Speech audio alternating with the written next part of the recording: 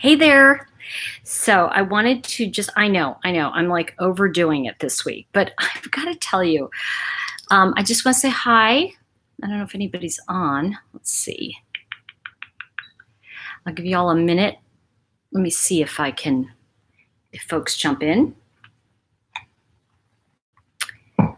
Renee, what's going on? Loney, are you new? Okay. If you're new, let me know.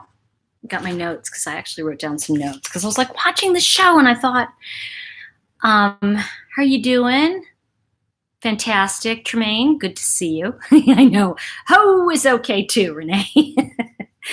Jonio, good to see you. Good to see you. So, as you know, I don't usually just jump on and do so many lives in a week, but I have to tell you that I was doing some housework and I just thought, I'm just gonna say hi to people in a second. I just thought I was watching, I kind of have the TV on in the background and, my little Hallmark addiction, hey, Bill. So I do enjoy Hallmark, right? I love some of the movies and shows and every once in a while, I get into it. And so I love The Good Witch, right? The Good Witch is like the most fun you can have, just by yourself, I guess. But let's see. So what I'm going to do is I'm going to say hi to folks real quick, and then I'm going to talk about. I want to talk about my thoughts on The Good Witch and why that's acceptable, and blah blah blah. Cruise Boston, what's going on? Good to see you, Kiwi Chick, Tremaine. Good, welcome to the channel, Karen Wise. I like that. And let's see, Susan. Thank you. Susan Hundy, good to see you. And I just thought what I would do is, thank you, Dottie. I thought I would just jump on and talk for a few minutes about something that has always kind of like kind of been on my mind. It's on my mind. And that is about, where's my little, you know what? Gavin was carrying this around earlier, you guys, my subscribe pillow. He's like, so I was cleaning and I was like, Gavin, you can't eat the subscribe pillow. I gotta put that off, So I'm glad you're busy. That's a good thing. You're so funny. Now, here's the thing I want to talk about with Good Witch. And I want to talk about a broader thing, which is that why is it that, in life, right, we have this, and I wrote down, why is the Good Witch on Hallmark not considered evil? Why? And she's great, by the way. I think the character of Cassie Nightingale, and at first I was like, I don't like this at all. And then over time I started really, really digging it, right? I know, my pillow. I really started digging the show, and because I like the idea of life having magic to it, of a whimsy, of a thing of like, that we can do good things and we don't have to be traditionally religious. In other words, not all people who read tarot cards are in the, you're going to scare me and it's evil. It's not like that. In fact, I know some really wonderful people who want to help people with this gift. And I think that what I love about The Good Witch is it really shows such a positive side of magic and the mystical and things we don't really understand.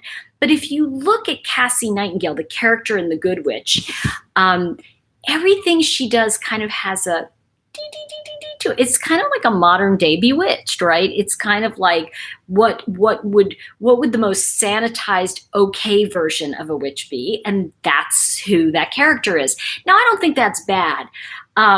She's a friendly witch, and you know what?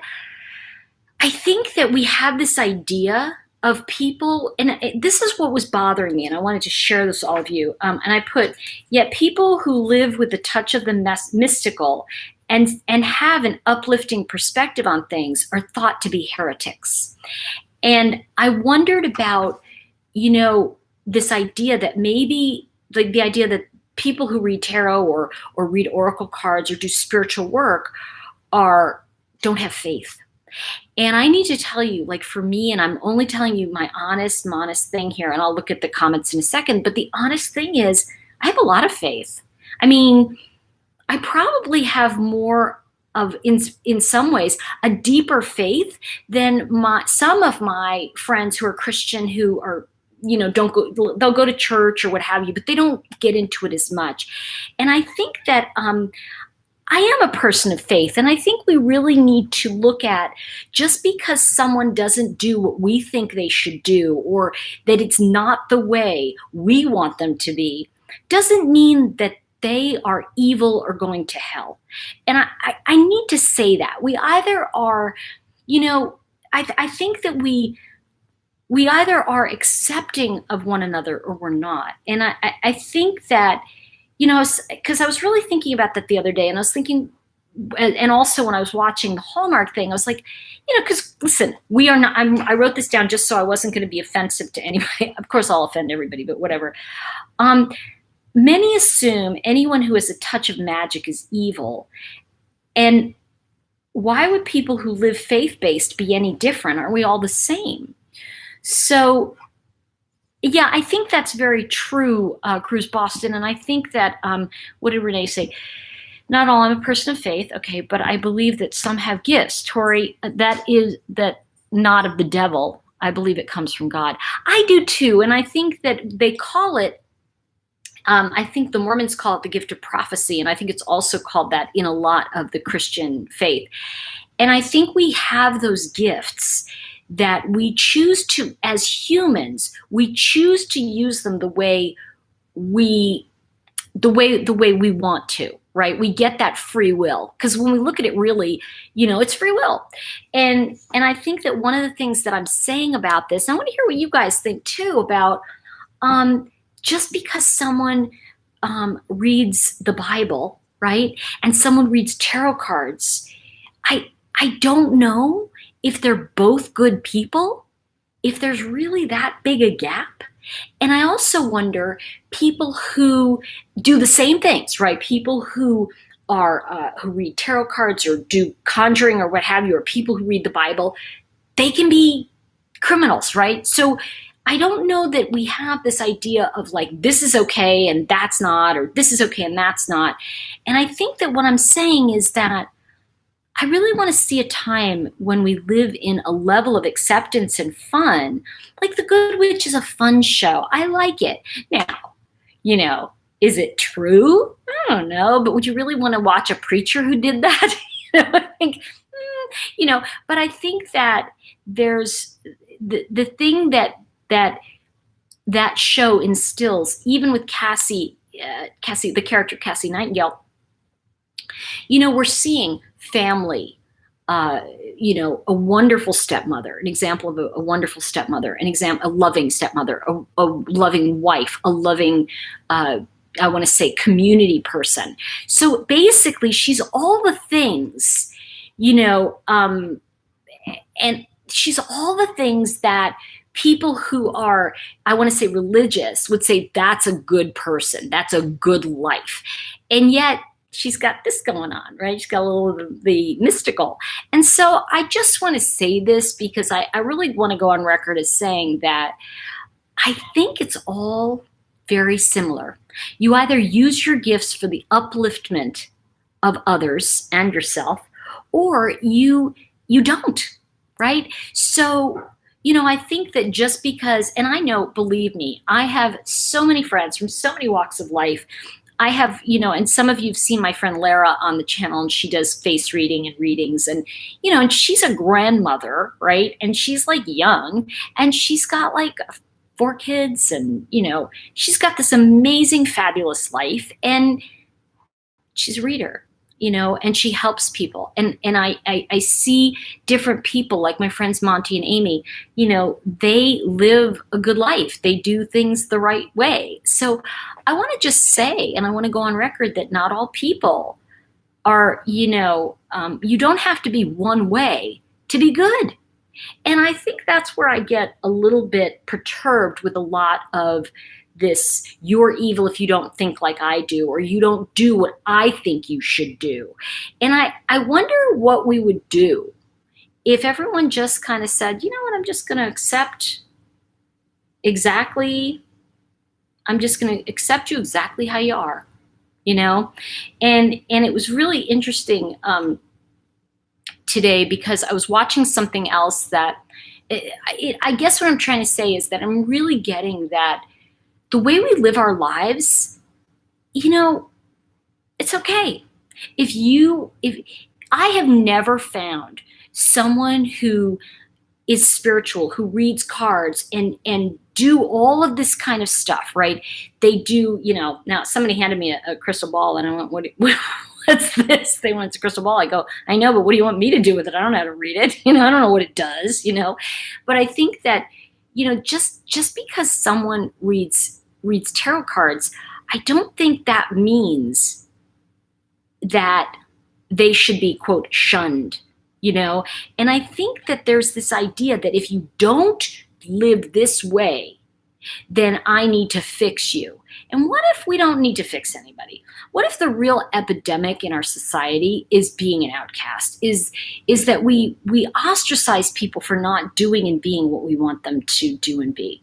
And how would that look differently? Like, I want to just see what you guys are saying. Exactly, Tremaine. I mean, it depends on how you use cards, but it depends on how you use the Bible, right? I mean, I've known people, listen, we all know about Jonestown. We all know about people who follow people of faith who create their own sect using the Bible, and then suddenly they think they're the deity and everybody's following them, and all these people kill people, and they kill each other. So I think we've all seen where, the Bible can be misread or misused, so to speak, just like a tarot card can. And I think that's very true. So I think that, when people say to me, oh, I'm going to pray for you. And I'm like, okay, good. Cause I'm going to pray for you too. And people are like, well, no, I mean, you need your soul. And I go, no, my soul's just fine. My soul's fine. Listen, as long as you live in a way that is true for you and honest, and when I say honest, listen, nobody's perfect, guys. You know this. I mean, none of us have this kind of, like, excuse me, crystal ball. Maybe a few do. But I mean, people will say to me sometimes, well, you're psychic. How come you didn't know about this, whatever that is, like, that relationship was bad or this. And I said, because it's like being a masseuse. I can't give myself a back rub. That would be ridiculous. But I think what I'm trying to say is that the epidemic in our country is and I don't know in other parts of the world, the epidemic is a profound loneliness. And when you tell people that their way of connecting and finding other like-minded individuals is evil, I don't think that's a good thing. I can't imagine that would be a good thing. So going back to the Good Witch, it's like we all want to have that mystical and magical in our lives. We all want to have that kind of feeling that something magical is happening. And I think the idea that it can only come through one thing is a big misnomer. So I just want to see what you guys are saying. Hey, Nola Chick, I love that. Yeah, I don't think tarot cards are bad. I think, Wayne Dyer used to say, yeah, there's about 5 bad people and they travel a lot. So I think that, when we talk about it, it's very important, at least for me, to kind of say that, I don't really care what your religion is or what your faith is. If you're a nice person and you're kind, I mean, it's really just going to be a question of whether or not I chill with you or not, right? It's not that I wouldn't chill. I have one of my best friends. One of my good friends is Mormon. Actually, I have a few friends who are Mormon, and it's like we talk all the time about spirituality and Joseph Smith. And there's certain things I'm not allowed to know, but I think the thing is that I'm interested in finding out how other people think and what it's about. And so sometimes when I get these messages that are long pieces of scripture, it's kind of like, why are you pushing your fear on me? because it doesn't come across as supportive. It's like me saying, oh, you guys, you have to read cards. I've got to show you. It's like, no, you don't. But what I feel we all have to do is be responsible for our own ethics, our own way of being. And so when I see something like Hallmark and having The Good Witch, it just brings forth, and I love that. Like I said, I love that movie, that show. They're doing a marathon, so it's my thing. I'm organizing, cleaning, I'm writing. I've got, Good Witch on. But I think we all, and stop me if I'm wrong, don't you want a little bit of the mystical magic? Don't you want a little bit of that Christmas morning in your life, or that moment of the proposal or something happy? I mean, I think that the reason we watch, we're fascinated with true crime and we're fascinated with all of that is because there's something about the idea of good versus evil. And I think that there is something about when we look at the people that do this work and solve crimes and do all that, it's just fascinating to me. And then I look at things that are kind of fantastical and fun, and I kind of feel like, oh, that's cool. So I wanted to know what you guys thought, and I don't want to, I had a picture of many manifests for, look at it. It was a mist in my room. Renee said spirits in the house and so on. Okay, so I had this great house in California, right? And my friend Jeff Lewis did it for me. And he just, great guy. Anyway, it was really funny. This one room, I'm not kidding, Renee, you'd walk into that one room and I would feel cold. And I'd walk into the corner, it was ice cold. Then I'd walk in and be fine. And nobody, people like when you say, oh, there's an energy or something, people kind of don't want to know because it's kind of like, ooh, that's scary. But when I have the, I had somebody come in with me. I'll look at that in a second, Joni, thank you. I had somebody walk in the room and I was like, come here. And then they go, what? I go, just walk in that corner. What do you feel? And they went, ooh, that's cold. I go, I know, it's creepy, right? And they're like, yeah, what? I go, listen, leave it alone because it's not hurting anybody. And this was my assistant, right? And she's like, you just creep me out. I go, this is not just decoration. Okay, there's something else going on here. And she was like, anyway, the point is that what I did when I felt that energy was I said to it, you no longer have to be here, because it's sometimes they get stuck, energies get stuck, and like we get stuck in an energy, when we're obsessed with something, right? So that energy is energy, can get stuck as well. And so I can just say to it, you know what, you need to leave. I don't want you here, leave. And I opened the door and it left. And I will tell you this though, after my father died and I moved into that house, for the longest time, the TV would turn itself on my father's birthday. But I mean, also not only the day of my father's birthday, but at 4:26 a.m. And I'd go, because my father's birthday was April 26th. And I was like, all right, that's a little creepy. Let me just see. I want to go up and acknowledge Joni. Hold on one second. Joni, really appreciate your insights. I have your wisdom. The Chakra Wisdom Oracle cards and the toolkit. Beautifully illustrated, incredibly useful. I'm so glad you like the Chakra Wisdom Oracle. That was the one that just, took my heart and soul. And I was talking today because I've been doing the videos for as some of you know, I'm doing the weekly toolkit journey. And it's funny, I was talking today about the next installment on that, which is of course the How to Read the Cards for Yourself and Others, which is a very advanced book. And some people don't get it, which is why I taught the course on it. And I'm thinking of breaking it into smaller chunks, but the course itself. But anyway, thank you for the super chat, Joni. I appreciate that. And, I think that what we're talking about here is that, and I was thinking again about, and forgive me because I'm going to bring it up, but I was thinking also about, how magical for me Shanann Rushek was. And so I feel like, and I was buzzing around YouTube today and I saw a channel that was like, I don't care what so-and-so says. I'm still going to talk about, the case. I'm like, talk about it to your heart's content. I'm only going to talk about how impacted my life has been. And one of the things I want to talk about with all of you is I want to say to you, what do you enjoy most on this channel? What would you like to see more of? And, how, like, I was thinking that enlightenment through true crime was a great idea as a title, but then I was thinking maybe it's enlightenment through, historical events, or, intuitive hits on events, societal events. And I think, I want to get something that is broad enough, but also that kind of says what we do here. And I think that's going to be important. Let's see. Karen says, I think intuition and other gifts come from God of our understanding. I feel I have the best of both worlds, a strong Christian foundation on my father's side and the intuition from my mother's side. And I think that's great. Let's see. Why do you creators only address who donates? Pizza Kitty. That's actually not true for me. I can't say, because I'm not a you creator.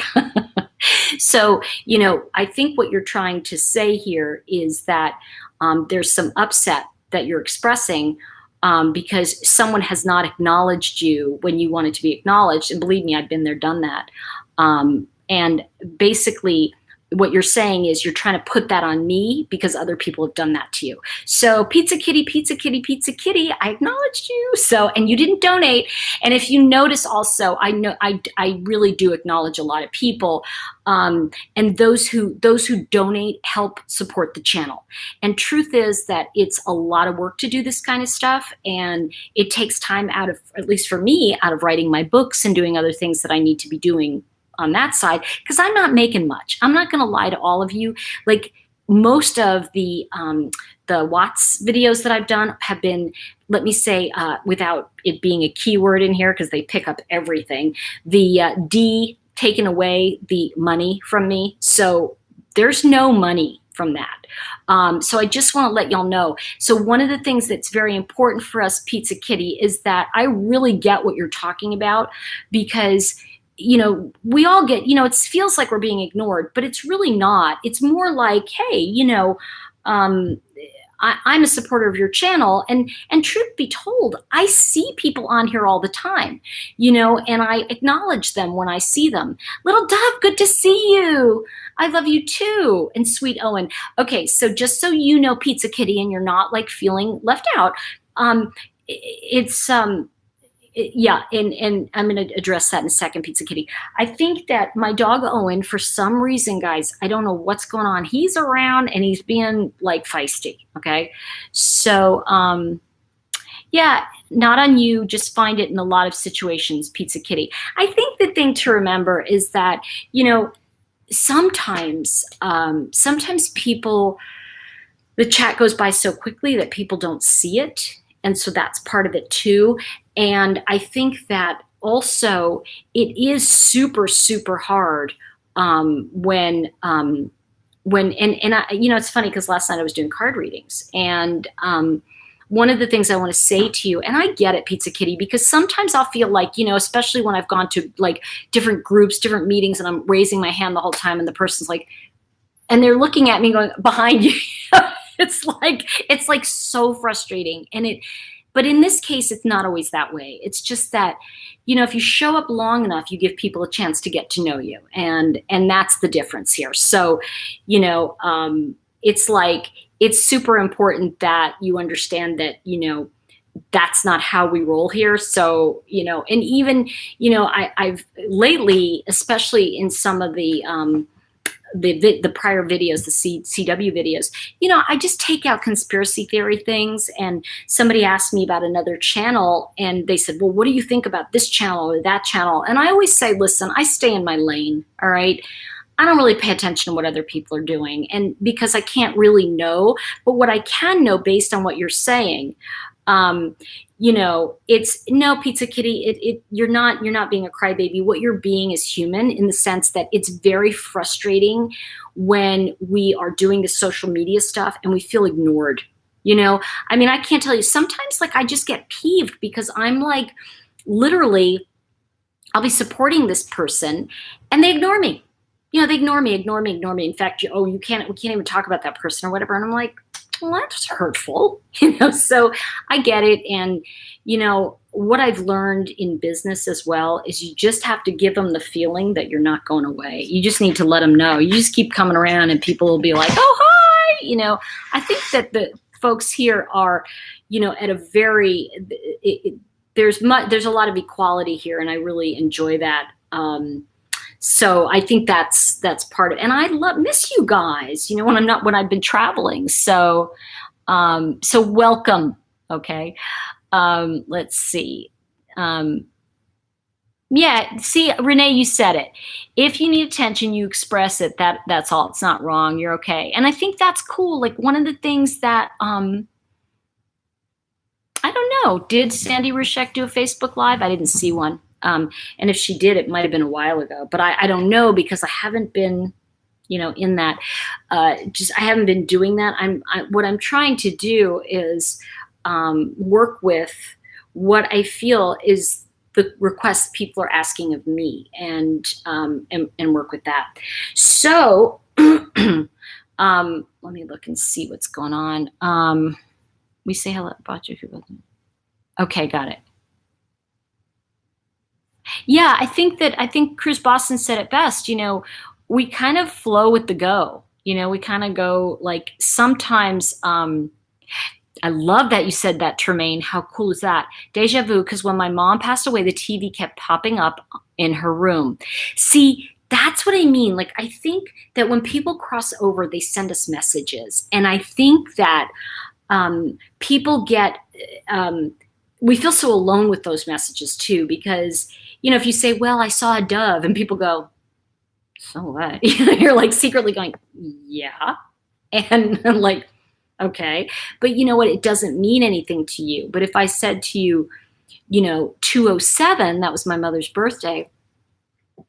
And this goes to what I love about the Good Witch, okay? What I love about the Good Witch is it reminds me that things are synchronized, that life has a certain synchronicity and a beauty to it that's really very, very unique. I'm just going to check and see, and because then I'm going to tell you guys a story about that. Let's see. Oh,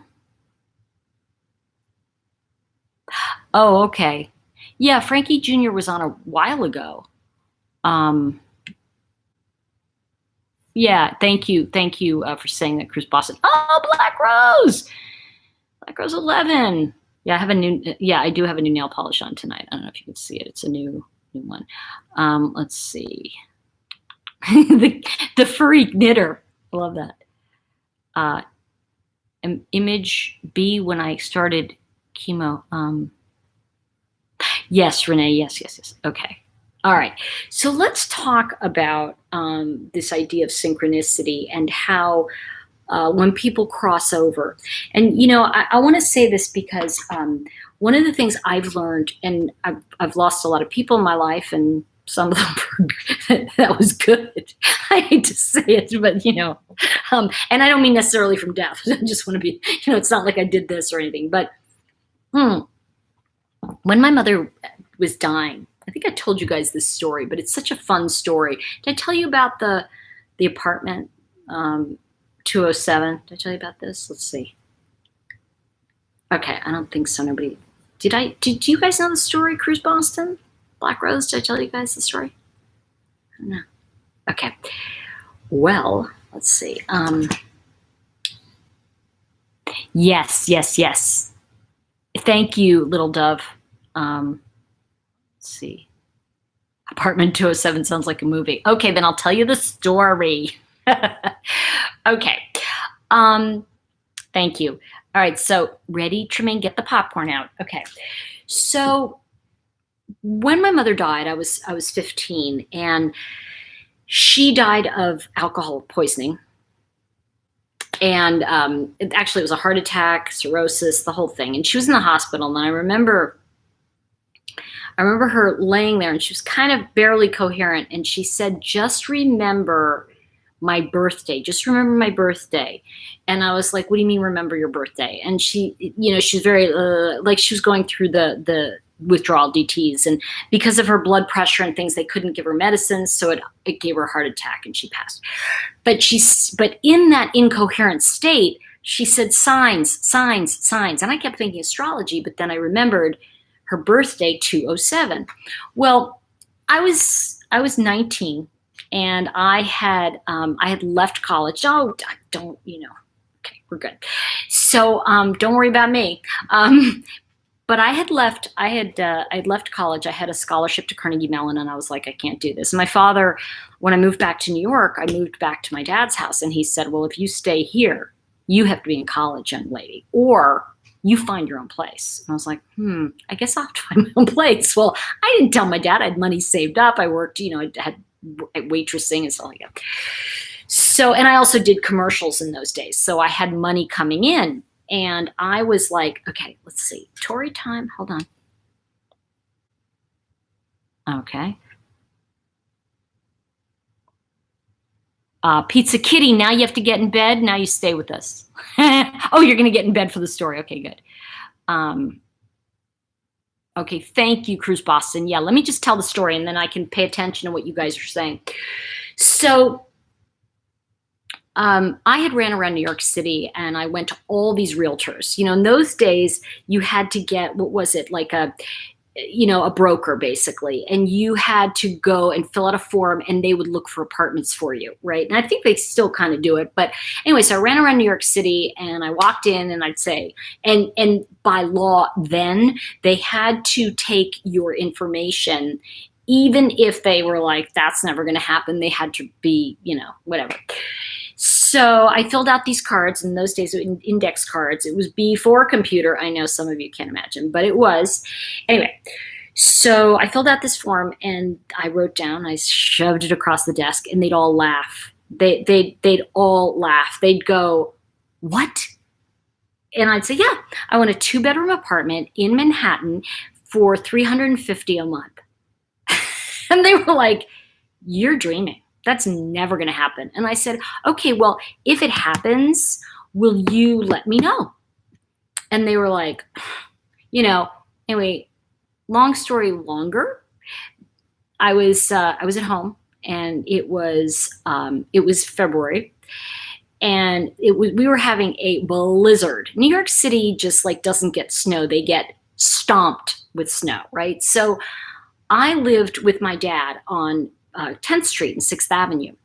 And literally around the corner was Greenwich Avenue, and 2 blocks up, there was this little realty office that I had gone into, and the guy had laughed at me and ha, ha, ha, Anyway, I always kept with me because I knew what I wanted. So it was going to be first and last month rent and security. So it was going to be around, in those days, that was a lot, $1,200. So I had the cash. So this guy calls the house and says, hey, kid. And I said, yeah, I'm kid. What? And he said, are you the one who was crazy enough to ask me for a 2-bedroom for $350? I said, yeah, that's me. I'm crazy. He said, well, guess what? I just got in a 2-bedroom for $375. You want to go look at it? And I said, not only do I want to look at it, I'm going to take it sight unseen. I'm on my, and it was like, I had like snow everywhere. I'm on my way over. He said, okay, I'll give you the keys and you give me the deposit. I think it was like $500. I'm going to give you the keys because I'm not walking up there with you. Because he said, the address is 207 8th Avenue. And I went, what? 207. My mother's birthday, a sign. I went, oh, yeah, I'll be right there. Run over. And by the way, when I was growing up in New York, they could get away with not giving you heat. It was like horrible. We always had space heaters. It was freezing in my apartment, the apartment I grew up in. Anyway, so I run up to the realty office and he just looked at me and he said, well, I got to tell you, he said, and his wife was there too. He said, we were talking about how crazy it was, but I guess you get what you ask for. Lesson 1. So I took the keys, I gave him the cash. In those days you gave people cash and you signed for it and they were like, yeah, you really gave me cash. So I ran up, at this point it was like 11th Street and 7th Avenue. And in English, it was about half a mile to 20th Street and 8th Avenue. So you can imagine 11th Street to 20. So you get the idea. It's 10, 12 blocks. So I ran up there. So it was the longest, coldest walk ever, but I didn't feel it. And I got up to this apartment and I walked into the building. And it was like, okay, it was like a tenement type building. And I get up to the second floor, which is where my apartment was. And I opened the door and I walked in and I was met with so much heat. And it was like, oh my gosh, this building has heat.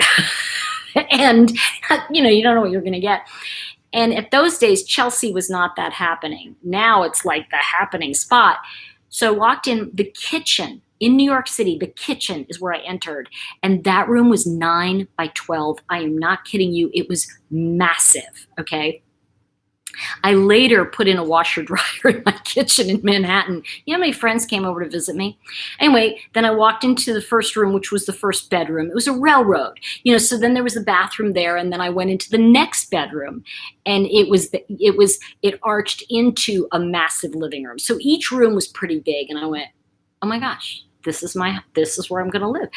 So of course I went back, I got the lease and everything, and I had to wait until the next day to get everything notarized. I had to go because I was under 21. I had to go with my dad at the time. My father, when I brought the lease home, I told him, he was like, "You really did it? You're really moving out? You're not going to go to school?" I go, "No, I told you, I want my life." And what was interesting about that again is 207, right? It's like that moment when I got that things were aligned, and I asked for what I wanted. I knew what I wanted. I wanted that 2-bedroom. And even though people tell me, oh, that can't be done, it's kind of like, you know what? If you already believe that something can't be done, please stay out of the way of people who are doing it.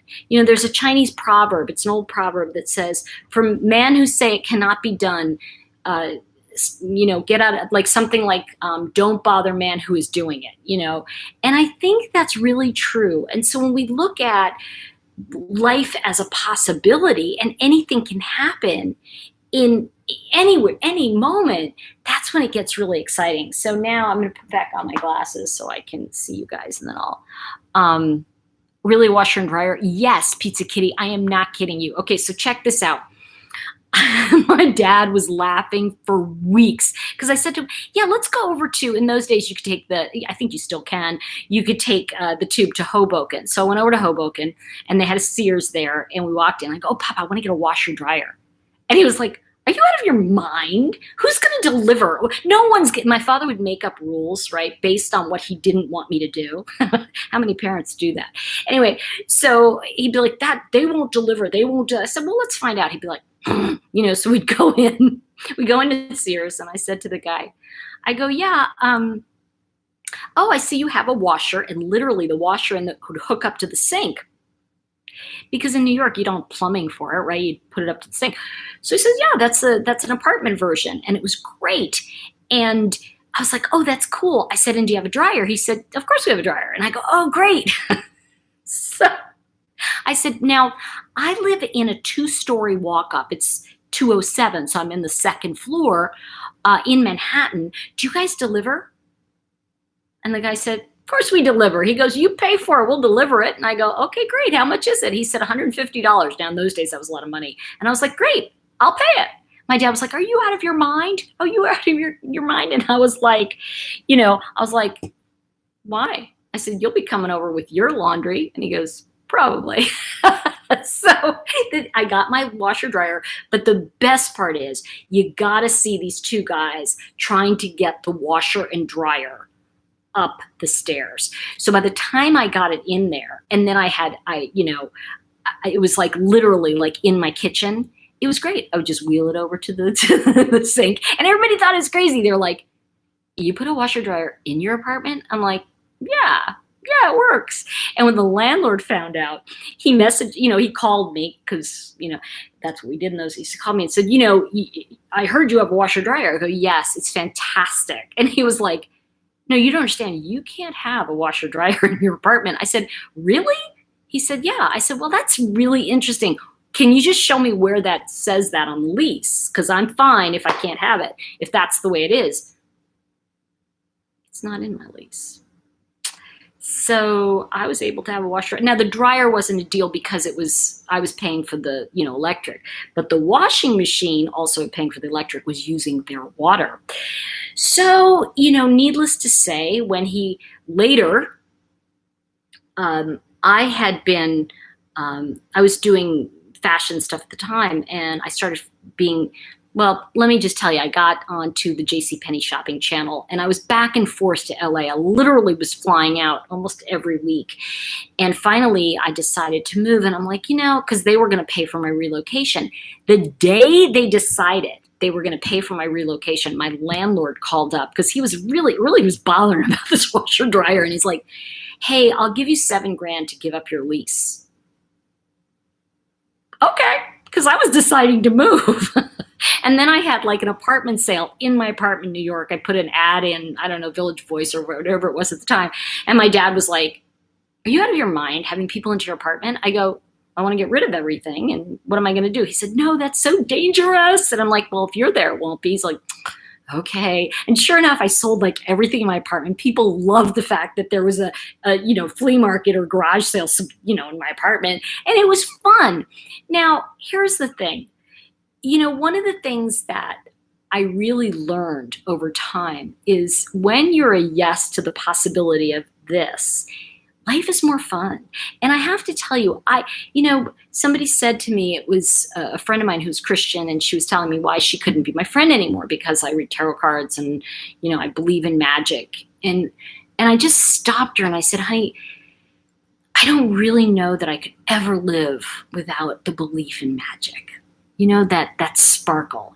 For me, magic is like, Christmas Eve with a beautiful tree, or, just caroling, or, families enjoying each other, or people enjoying a good book. I mean, magic is everywhere. And if I can't live with that, I would prefer not to.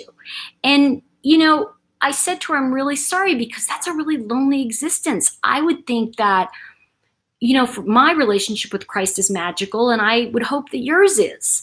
Instead, what you're describing to me is something that's extremely exclusive and lonely, and I don't know that that's a place I want to be, And of course, we weren't friends anymore. But, I think that, oh my God, you're so funny.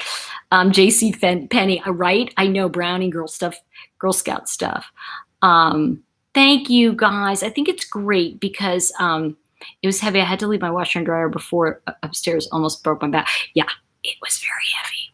And I had some, okay, I see. Yeah. Thank you for that, Cruise Boston. Thank you, Barely Existing. Existing. Well, it's misspelled, so I wonder if it's existing. Man, you have to get rid of some people tonight, Black Rose 11 and Cruise Boston. Hold on one second. I just want to see. Yeah, so part of what I've learned in telling you these stories is that, I just asked for what I wanted. Now, one of the things also was, now I stand 5'4", okay? If you met me, I'm about 5'4". So when I moved into my own apartment, I said, oh, I'm not doing this anymore. And this is an interesting story too. You ready? It's Saturday story night. I'm telling you another story. Okay. So this is where I feel things are magical. I was saying to myself, I waitressed for about a year, and I went, oh, this will not continue for me. Not because I thought there was anything bad with waitressing. I actually liked the job, but I just felt like, no, I want to be a creative. I want to be an actress. I want to be all these things, right?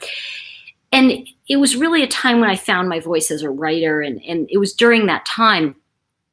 But anyway, I was in my apartment and one day I'll tell you about, there are others, so many stories, but anyway, I always believe that something magical can happen at any moment. And I think that's why I love The Good Witch. And I feel that living in that place of, just so much fun, it's, awesome. So let me just see okay, hold on. Let's see. Yeah, I think that's the thing, Black Rose. It's kind of like I'm glad because I think that you know, for me to be Christian, right, is being Christ-like. We want to emanate that acceptance of each other. So thank you for saying that. Um, and I think it's kind of like we get each other. Um, I love you, Cruise Boston. You're cool. Okay. What did I had to leave the washer and dryer before upstairs, almost broke. Oh gosh. Okay. All right. So two things I'm going to tell you. I don't even remember the story I was telling you. Do you guys remember? Because I kind of got cut off on something else. Oh, Hoem, you're not late. Oh yes, Lonnie. Okay. The text reads, 7, ask and it shall be given, seek and ye shall find, knock and it shall be opened unto you. Yes! Okay, thank you, Cruz. Thank you, Black Rose. That's it. I love that one. Seek and you shall find, ask and it shall be given. But it also, in the Hebrew version, it's very important that you ask in the name of, you must ask in the name of Christ or Yehoshua. There's a way to ask and to be of service with what you are requesting. Anyway, okay, so I really wanted to, there was this movie, I saw it in the trades. In those days, it was kind of like you would get the newspaper, right? And it was called Backstage and you had show business and it was, you'd open it up and it was for, you know, girls who were in their early 20s, you know, who wanted to be, who wanted to be in this horror film. Now it was a union horror film, so I figured it'd be okay, you know, right? SAG, Screen Actors Guild. I was like, oh, cool, and I was SAG. So, which is another story of what I'll tell you, of how I got that when I was 15. But anyway, another time. So I went to, how did that work? Oh, I called my agent and I said, hey, there's this part that I'm really right for. And he goes, Tori, no, you're not right for that. I go, what are you talking about? This part of Pam, I'm perfect for it. He said, no, that girl's a model. You know, and I go, hello, Ed, I'm a model. And he's like, Tori, you're not a real model. You're only 5'4". Sideline, everybody. I'm 5'4", but I was Liz Claiborne's first petite model, okay? And when everybody said, oh, there's no such thing as petites, I ran around going, I'm a petite model. And so when Liz Claiborne started going, we need a girl who's 5'4" and a size 6 or 8, I think it was 4, 6, 8, you know, and at the time I was. And guess what? I got the job because I was the only one crazy enough to say that I was a model. So the cut to 3 years later as I'm modeling, right, and doing pretty well actually. And anyway, so he said, no, Tori, that's, oh my gosh. Are you guys here? Can you hear me? Yikes, can you hear me?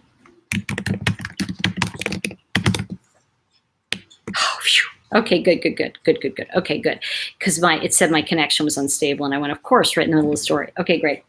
So I was like, So he was not going to submit me for this. Submission means they take the picture and they send it to the producer, and I was like, damn. And I'm sitting there and I'm going, I know that's my part. I know I'm meant to have that part. So I took my portfolio, my modeling portfolio, and I took every picture and I pulled it out of the portfolio. Like it was in one of those zip portfolios in those days. And I pulled it out and I made it loose oh no. Am I back? Oh no. Okay, you can hear me. Yikes. I don't know. Okay, good, I'm back. All right. I think I'm back. If I'm not, let me know. Okay, I'm back. Okay, good. So I took all the pictures, made them loose, and I go into, they had, check this out, the very next week in show business, you know, the rag for the industry, it had a little thing that said, this movie, the movie that I was talking about, was having an open call for extras. Now, I knew I didn't want to be an extra in a horror film. That was just not going to be my thing. But I thought, well, I'll get myself in front of the producers. So I go in and there's like a long line where people are just giving their headshot, and I get in line, you know, and I get up to the front of the line and I like, oops, and I drop my portfolio and my pictures go everywhere just as planned. And there's like all of my modeling shots, my beauty shots, everything. And they're like, And the producer who's sitting there goes, wait a minute, is this you? This is you? And he's like picking up these pictures and he's going, wow, this is you? I go, yeah. He said, are you a model?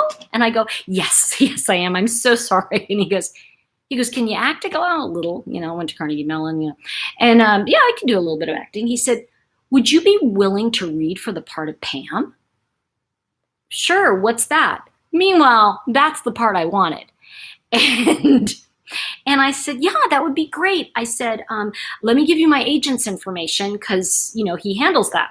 So imagine the surprise when my agent calls me and says, the producer just called me and wants to see you and have you read for the part of Pam, the model. Thank you very much.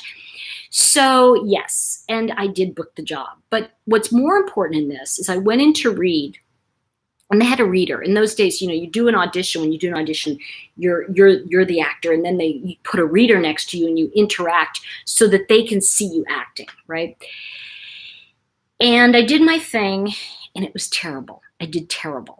And I walked out, and I was like, and I got down to the street, and I went, wait a minute. You did not come this far to fail. You just didn't. You just didn't. And I turned my butt around and I went back up the stairs. And he was sitting there by himself, and the reader was just sitting there, and they were waiting, obviously, for the next person. Luckily, the door was open, right? And I saw this, and I go, excuse me. And he looks at me. I go, that was the worst audition I could ever possibly do. No, you were fine. I'm like, I sucked, and I want a chance to do it again. He goes, you really don't have to. I go, if I don't, I won't get this part, and this part is meant for me. And he went, okay. And I did it again. And this time I nailed it. Like I just literally had it. I nailed it. I did the reading. It was right on. And he looked at me and he said, not only was that the boldest thing I've ever seen anybody do, you were right. And he said, you are going to get this part. So I went out and I called my agent and I said, make sure you get me a little over scale. Scale's the basic union rate. And he did. And not only that, they came back and said, oh, and he said, of course, that the part of Pam, the part I was going to play, that has nudity. And I said, I'm not doing nudity in a horror film. I said, tell him to give it to another girl. And he was like, well, Tori, I can't. I said, Ed, do it. And he was like, I can't do that. He goes, I go, if you don't, I will. But you see, my job is not to look bad. It's your job to look like the idiot. The asshole, really. You're supposed to look like the meanie. I'm supposed to look like the good person. He was like, oh. Because my dad used to always say to me, listen, just remember, kiddo, you always want to walk out of the room and have them say, oh, she's so nice. But that agent of hers, he's a nightmare. So Ed called them back and said, I'm really sorry. Tori just won't do the nudity. And that's that. So what happened was they were like, well, we just can't, I'm sorry, we can't book her then, blah, blah, blah. So Ed calls, they don't want you. I said, it's okay. They're going to call back. He said, how do you know? I'm like thinking psychic, but I went, no, that part's mine. They're going to call back because it's already ingrained in that producer's head that I am that part. And no matter who they read, they can't replace me. And I was right. And they called back and said, okay, we'll give the nudity to another girl. And they gave it to somebody who had 2 lines. I had a bigger part. And, it was fine. But I wasn't about to do something that I felt was not right for me. But you see, when we keep saying yes and we don't give up, that's the key. I can't tell you how many people I've seen quit an inch before they create the breakthrough. And that's one of the things I love seeing people, is the audio fine? Oh, sorry. Ah, darn it. I think it's in other people's thing. Thank you, Bang Bang Kiss Kiss 007. I miss congeniality. Maybe. Although I used to, when I was that age, I used to audition and I'd see Sandra Bullock in some of these things. Okay. Got it. Okay, good. Buffering. All right. So the good news is that this isn't buffering, so you'll be able to watch it later if you need to. Yes, good for you, Pizza Kitty. Here's the thing. When you have a knowing, when you have a knowing that something is right for you, one of the things that happens, and you know, I don't want to get into anything too, a lot of people will get really upset with me, but I'm going to say this part. You know, at what point I had a I want to say a marketing person who worked with me, and she's from Ghana. She was amazing. Like, she was amazing. And I remember her coming in and saying to me, listen, are you willing to get really successful? And I went, that's a weird thing to say. I said, what do you mean? And she said, well, I'm just wondering. I mean, she said, most people want to, you know, say they do, but then they don't do the work or whatever. I go, no, I'll do the work. And she said, okay. And I recently realized how many people want to fight for their limitations. They don't want to win. Winning to them makes them feel guilty. And I've got to tell you, you know, I don't feel guilty. I don't feel guilty about winning anymore. I used to. I'm going to be really upfront with you and say I used to really, really feel, yes, I've had short hair, John. I did. Oh, somebody, he retracted his question. But yes, John, I have had short hair, just so you know. And I've had like red hair, short hair. Right now it's blue. You know, it's like I've had, you know. But I think that the thing that has really come forward to me, and I was the first female owner of a voiceover recording studio in Los Angeles. And it was all because I didn't say no. I never saw limitations, you know. And I think that I always looked at it as, and okay, I'm going to end tonight with another story. Do you want to hear my fab story? Yeah, you can ask some questions, John. Go ahead, lay it on me. I'll if I don't want to, then I won't answer. Okay, but I'm going to tell this story about, I was also the spokesperson for Corette of California, if you remember Corette, K-O-R-E-T. And when I was 25, they were old lady clothes.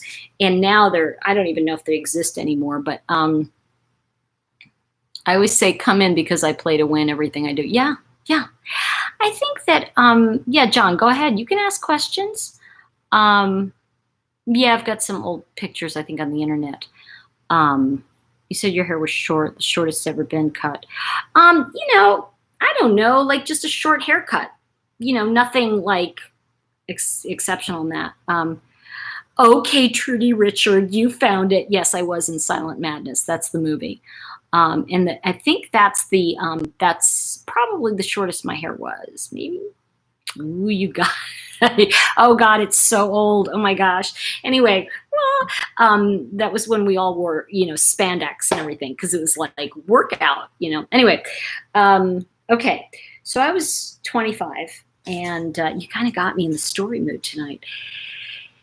And one of the things I really wanted to do, I wanted to, oh yeah, okay. John, it was short hair. Enough. It's short hair. Like, not, I don't know what to tell you. It was short hair, 80s, short hair, whatever. You know, short hair. So, and it's not now. Please remember, everybody, to like and share the video. One of the things you can do that really helps is if you share, and because part of what I want to do is more of this type of conversation about really living into our potential. And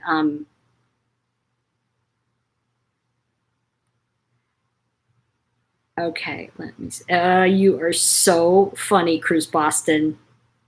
Can I just tell you something? You have, like, you go in there. Like, this woman is amazing. Well, Black Rose, too. You've gotten some, man. You're like, no. Yeah, enough already with the hair. Come on, enough. So, thank you, both, very much. So anyway, so I was tired of modeling. By the time I got to be 24, 25, I was like, oh my gosh, if I do this another hour, I think I'm going to lose my mind, because it just wasn't for me. And I decided I wanted to be a speaker. I wanted to go out and speak. And I was 24, and I was with Ford Models at the time on their speakers bureau. And this is actually kind of a funny Duty Ron is in the house, ladies and Germans.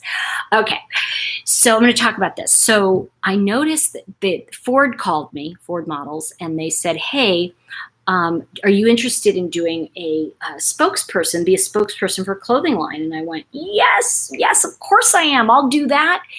And they were like, okay, great.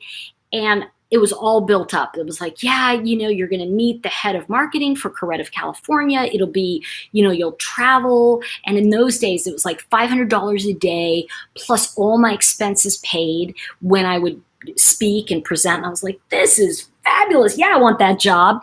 Anyway, so they were located in San Francisco and I was in New York. So I put together like a quick video, like how do I find it? I did this, like I found video stuff of what I'd done and I put it in those days, and you put it, FedEx had just started. So I FedExed it out to San Francisco and you wait, and if you could imagine. So let me just check in and see.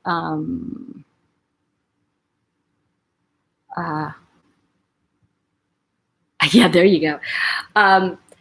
Let's see.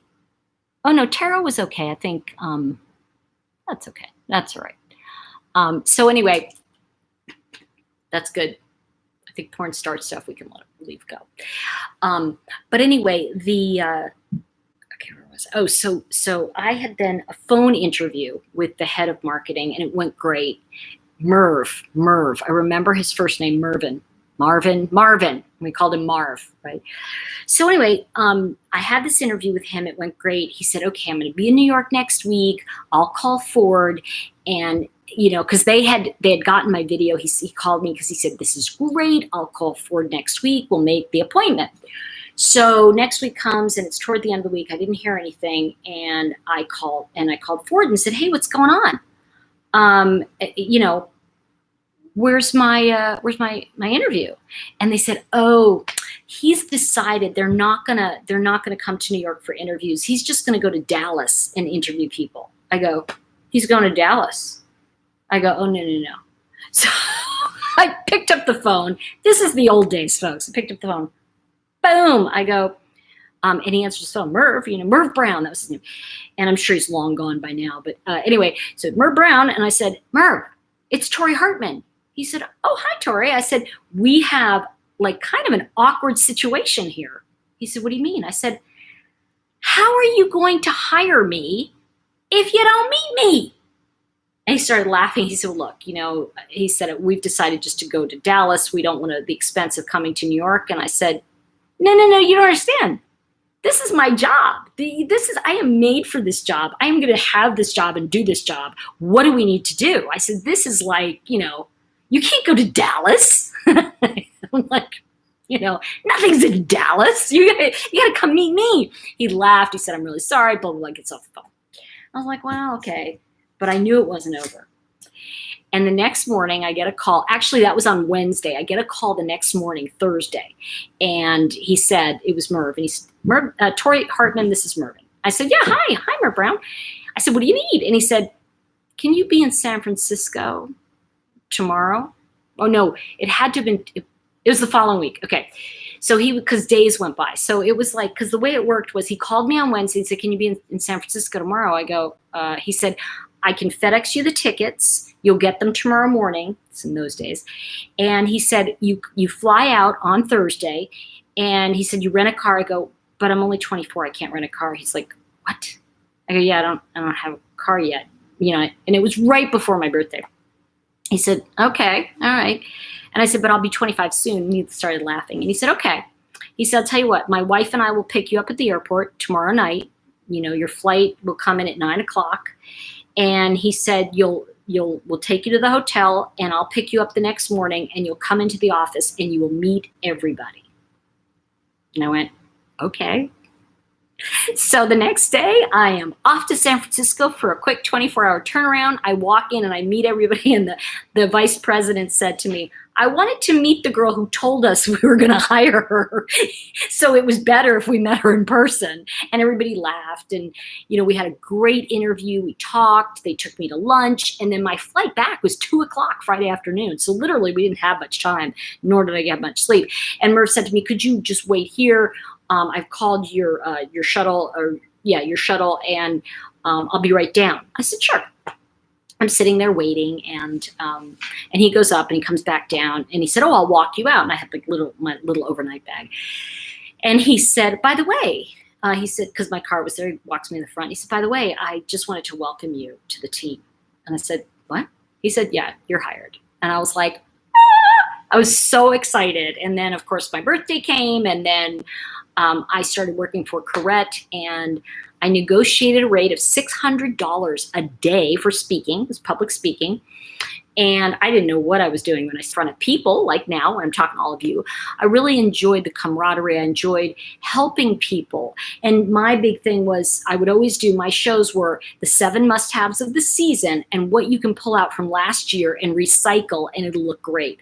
And I started doing these shows. They were tremendously successful. And there are other stories I'll tell you another time about meeting Mr. Nordstrom and that kind of stuff. But the biggest thing that I learned is that people will work harder for praises than raises. And it's really true on some level. You know, I worked for Correct for a couple of years, like I think 2 years maybe, and then it just didn't work anymore. And I went out on my own. I went out independently, and I raised my rates to $850 a day, and the stores paid it. And then when the business was over, it was over. And I think that's one of the things is sometimes we forget that things have a life cycle, and they do end. Everything comes to an end. Even if schooling comes to an end, your child graduates or moves away, pets die. You know, we have to be in the cycle of things constantly renewing themselves. And how does that tie into what I was talking about with Good Witch and tarot? Well, if we really look at it, aren't we all just people that recognize that we want to be good people?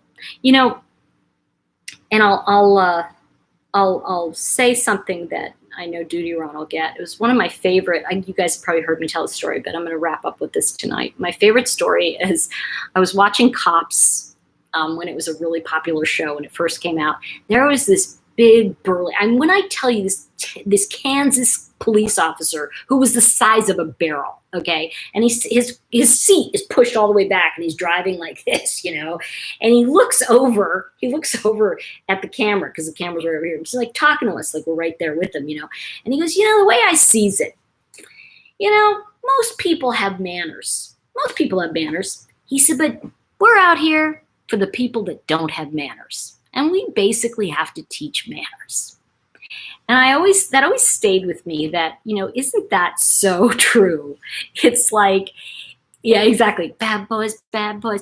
So it's kind of fun in the sense that when we look at the way we are in the world, I guess what I want to say is there's absolutely nothing wrong with tarot cards. There's nothing wrong with the Bible. There's nothing wrong with being the way you are. I think where I feel that our line has to be maintained for us is the courtesy to understand that someone's not evil just because they're not like you. And I think that has grown in our country. And I'm talking about America right now, but it's also, when I was at VidCon, I was talking to people from Korea and Yugoslavia, and not Yugoslavia, excuse me, Kiev. And I don't want to name names because I don't want to get people in trouble, but you know, oh gosh, I want to tell you this other story. Let's see. Oh, thank you, Trudy. Yeah, exactly. You know what? Most cops do have manners. No, Walter, not today. I want to say that, you know, it's just like anything else. You'll always find a few bad apples in anything you do. You know, you're not going to find people who are perfect in every single thing.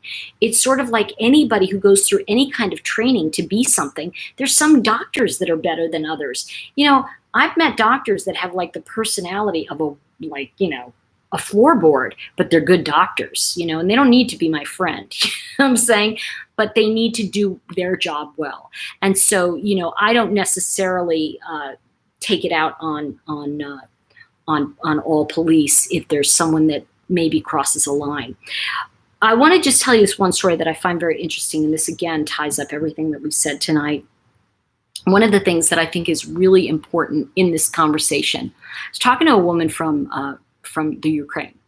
And again, I don't want to say her job. I don't want to get her in trouble. But basically, she was saying that as a Ukrainian, they went out in the streets and they were all like, and I'd never heard anything like this, right? And they were they were protesting the Russians. They were like, we don't want you in our country, get out and like go home. And they were saying all this. Well, she went home after this massive protest, you know, thousands and thousands and thousands of people. And she goes home and she turns on the TV, which of course is all Russian. And she watches as the Russian TV is saying, see, these people are so happy in the streets that we are basically invading them. We are helping them and they love having us here. And, you know, talk about like making up stories about people and other circumstances.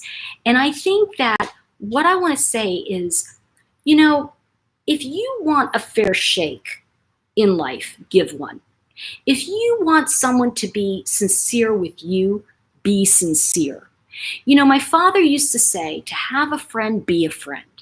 And no, it's not always going to work out. Because you know what? No matter what we say, there are always a few jerks out there who think something's funny when it's like you look at them and go, I'm sorry, like your humor is just missing and you keep trying.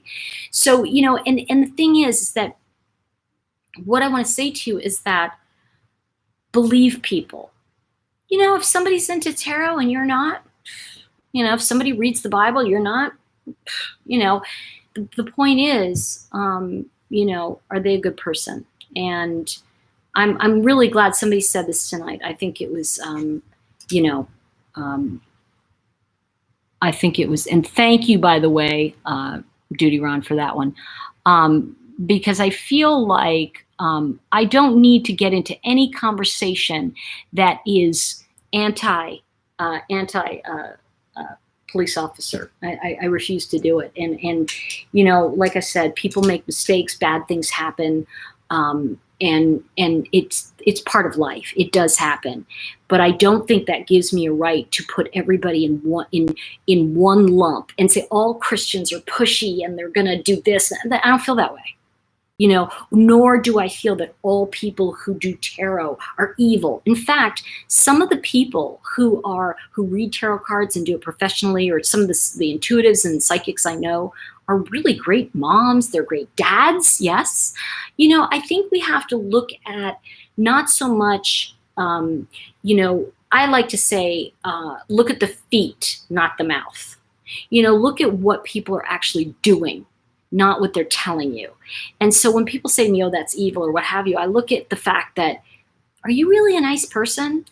And probably not. You know, if you think about it this way, I want you to think about, imagine for a moment, you're getting on and you guys know this guy, you're trying to you're coming on the entry ramp on the highway or freeway, whatever, and this guy just won't let you in, you know, won't let you in. And you're like, oh, please, jerk, you know. Well, think about how that guy is with his teenage daughter, or his teenage son. Not going to let her in either, or him in. So the thing we have to remember is we don't change across the board. So if you think something's evil, then you're going to think everything has evil in it. There's just no way to, meaning when I say think something's evil, if you just, I want to say lump people together. If you go, well, tarot's evil. Well, how do you know that?